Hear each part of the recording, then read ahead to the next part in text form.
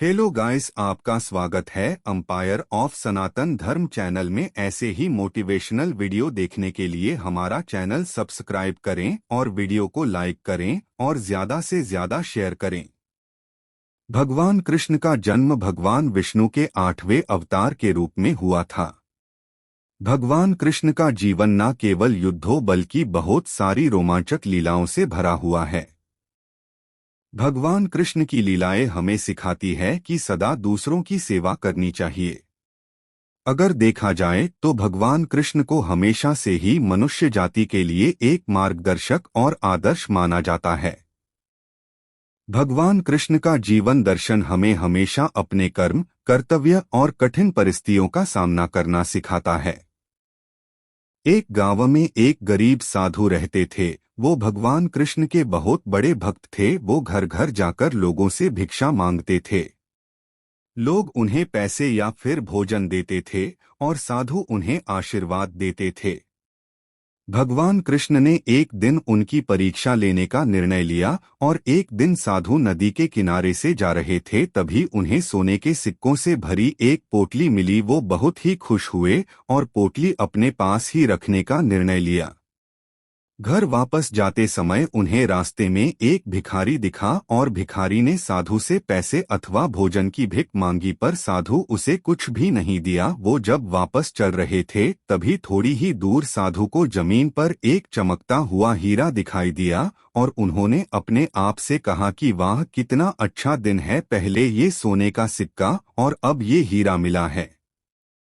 साधु जैसे ही वह हीरा लेने के लिए नीचे झुके, एक चोर ने आकर उन पर छलांग लगाई और सोने के सिक्कों से भरी हुई पोटली खींचकर वहां से भाग गया। असल में वो हीरा सिर्फ एक कांच का टुकड़ा था जो चोर ने जानबूझकर साधु को वहां फंसाने के लिए वहां रखा था।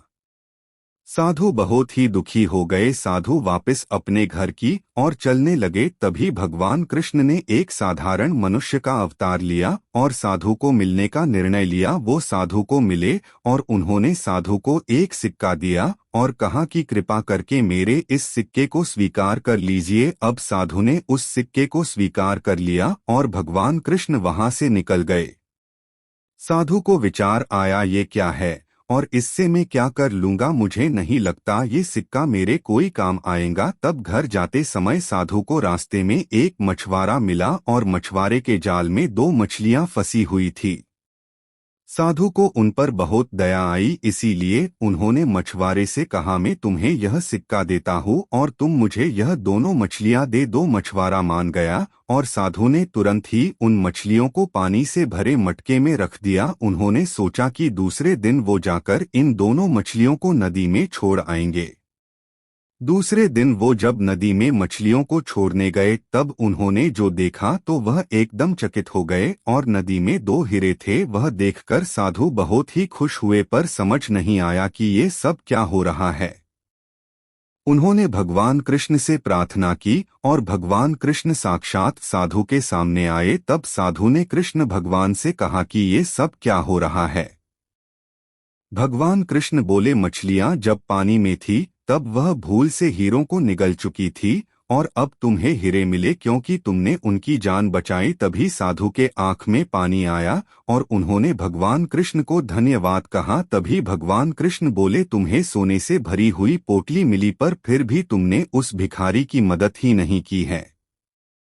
तुम्हारे उस हीरे के लालच में तुमने उस सोने के सिक्कों को भी खो दिया। हमेशा दूसरों की मदद करनी चाहिए और कभी भी लालच नहीं रखना चाहिए। तभी साधु ने भगवान कृष्ण को वचन दिया कि वह हमेशा दूसरों की मदद करेंगे और कभी भी लालची नहीं बनेंगे।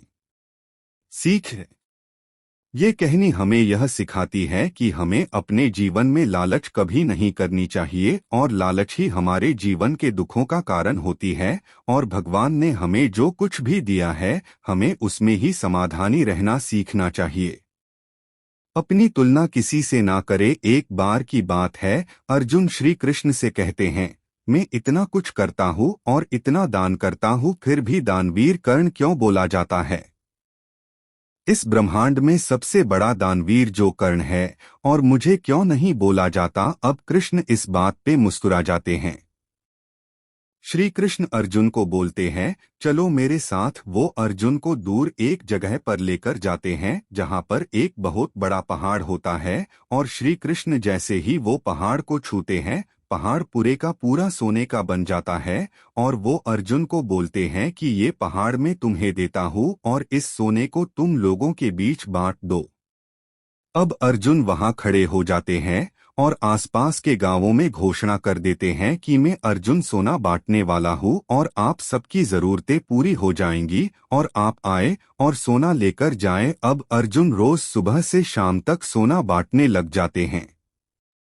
अर्जुन रोज सोना बांट रहे होते हैं और लगातार सोना बांट रहे होते हैं, तो अर्जुन थक जाते हैं और थक जाने के बाद अर्जुन बोलते हैं, मैं इतना सोना दे रहा हूँ। अब जिस व्यक्ति की जितनी जरूरत होती है वह उतना सोना लेकर जाता है। फिर भी एक व्यक्ति बोलता है, मेरे घर में शादी है। तब अर्जुन बोलते हैं, तुम ज्यादा सोना लेकर जाओ। कोई व्यक्ति बोलता है, मेरे घर में मेरी माँ बीमार बीमार है। तब अर्जुन उन्हें भी ज्यादा सोना दे देते हैं। अब अर्जुन लोगों को सोना देते ही जा रहे पर लोगों की सोना लेने के लिए लाइन खत्म ही नहीं हो रही है और लोग दूर दूर से सोना लेने के लिए आने लग जाते हैं। अब अर्जुन पूरी तरह थक जाते हैं और श्री कृष्ण को बोलते हैं कि मैं लोगों को सोना देते जा रहा हूँ और लोग तो समाप्त ही नहीं हो रहे हैं। तभी श्री कृष्ण अब कर्ण को बुलाते हैं और कर्ण को बोलते, ये सोने का पहाड़ मैं तुम्हें देता हूँ, इसे लोगों के बीच में बांट दो। और कर्ण कहते हैं, ठीक है, आप जैसा कहे। अब कर्ण वहां खड़े हो जाते हैं।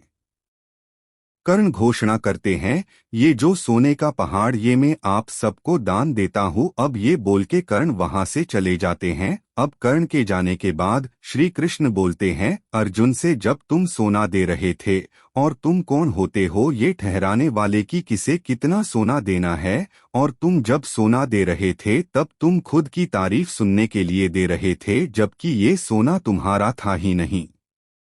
जब कर्ण आया और उन्होंने सिर्फ लोगों में घोषणा कर दी, सब सोना ले लो, ये फर्क है तुम में और कर्ण में, और इसीलिए कर्ण को दानवीर कहा जाता है।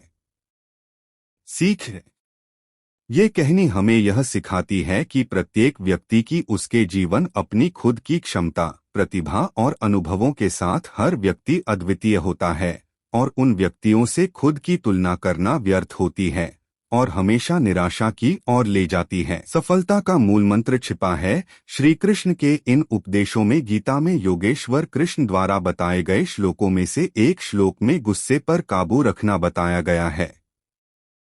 इसका आशय है कि कोई भी व्यक्ति जब क्रोध करता है तो भ्रम पैदा होता है, यानी कि सही और गलत का भेद मिट जाता है, बस क्रोध ही शेष ही रहता है। इससे बुद्धि भी व्यग्र हो जाती है। इसके बाद किसी भी सही बात का तर्क व्यर्थ जाता है और तब व्यक्ति के पतन की शुरुआत हो जाती है। वर्तमान समय में यदि इसकी प्रासंगिकता की बात करें तो किसी भी कार्य को करते समय यदि क्रोध आ जाए तो कार्य प्रभावित होता है। कई बार तो यहाँ तक देखा गया है कि लोग क्रोध में आकर अपनी नौकरी, रिश्ते या फिर जिंदगी तक को दांव पर लगा देते हैं।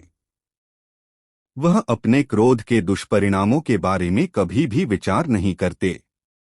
इसलिए जरूरी है कि जब क्रोध आए तो कुछ क्षण रुककर उससे होने वाले परिणामों के बारे में एक बार जरूर विचार कर लें।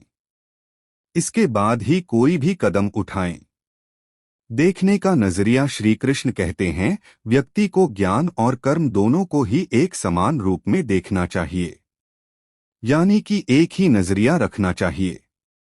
वर्तमान समय में यदि इसकी प्रासंगिकता को देखें तो कई बार ऐसा देखने और सुनने में आता है कि व्यक्ति बातें तो बड़ी बड़ी कर्म प्रदान करता है, लेकिन जब खुद वह उस स्थिति में होता है तो वह उन्हें भूलकर जो खुद के लिए सही हो बस वही करता है, फिर चाहे उसके लिए वह अनजाने में ही दूसरों का हित कर रहा हो। इसलिए ज्ञान और कर्म दोनों को ही सदैव एक समान नजरिए से देखना चाहिए।